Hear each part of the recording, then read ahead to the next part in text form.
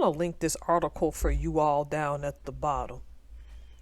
And the title of it comes from News One. Black people make up 61% of exonerees in 2023.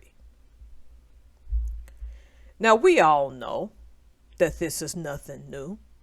And it starts off by saying out of 153 exonerations in 2023, around 61% of exonerees were black, according to new report published by National Registry of Exonerations on March 18th. Now, that would be March 18th of 2024.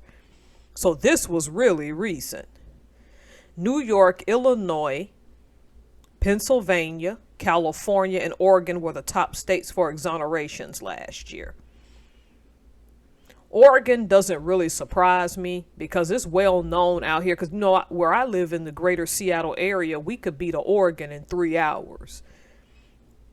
Once you get outside of Portland and Salem, to some degree, Oregon can be a bit sketch. I can say that as a person who's been through small towns. You may even get by with not running into problems in Eugene at certain points when there's like the track and field stuff in Corvallis. The rest of Oregon is a bit sketchy, so you have to be careful. Now, that's just my opinion. But this ain't something new. We've already known this. This ideal that a whole lot of black people, but let's be honest, this thing goes back to 1989. That's when more black men were being locked up than anything. They're trying to make it as a collective black people, but come on, we really know they mean black men, because that's who for the longest time was going to prison in large numbers. Black women had to commit serious crimes in order to get locked up, but by and large it was the men. I'm not going to read the whole article, but I'm just going to get into some stuff that right quick that was crazy. According to the report, out of 153 exonerees, 86 cases make up 56% involved individuals previously convicted of murder, with 4 facing death sentences. Since 1989, half of all exonerees and 50% of those exonerated from murder have received some form of compensation. See, let's talk about that compensation, right? The registry, meaning the National Registry of Exonerations, noted that wrongfully convicted black Americans have been compensated with a staggering $4 billion by state and local governments since 1989. This compensation has nearly doubled in just 5 years since 2019, when exonerees received approximately $2.2 billion. See, where I think between 89 and 2019, those 2 years are night and day. Forensics was around in 1989, but by 2019, DNA was so sophisticated that your DNA bloodline can literally say that you were never in that location. So if your DNA is not inside or off of someone, how could you have committed that crime? So it makes perfectly good sense that exonerations would get higher in 2019.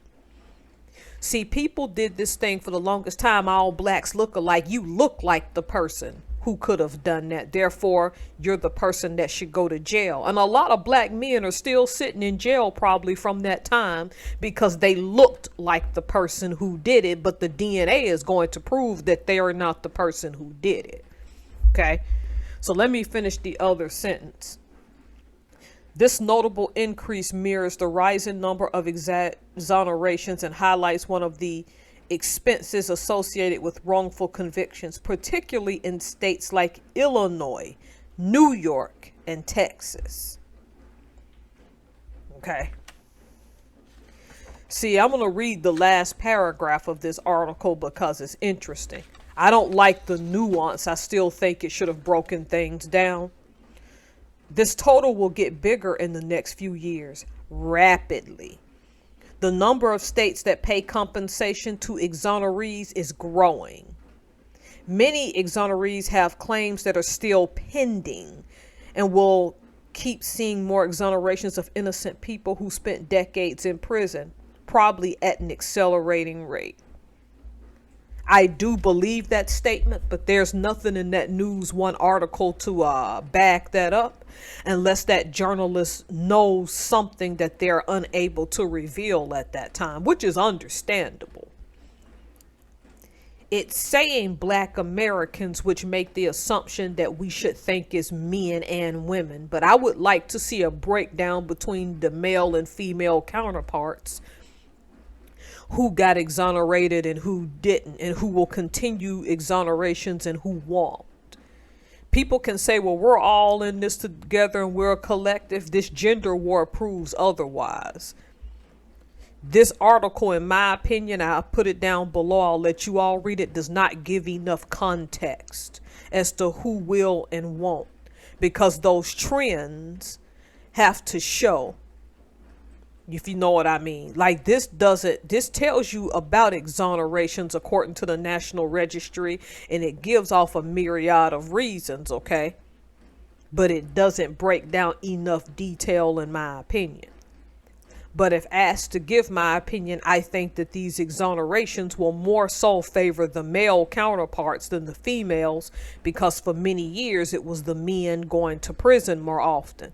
And there's a continuation of guys now going to prison because they got behind on child support. And we must figure out how much of that child support is really not their biological children. Meaning you're being locked up and there's probably no DNA evidence that the child is yours. Will it ever get to a point where mandatory DNA is going to be required at birth, which I 100% support? Well, all right. I think these statistics should have been broken down into what crimes they were exonerated from, who got exonerated according to gender, and why. Now, that's just my opinion. Y'all read, go find the article, let me know. Thanks. Bye.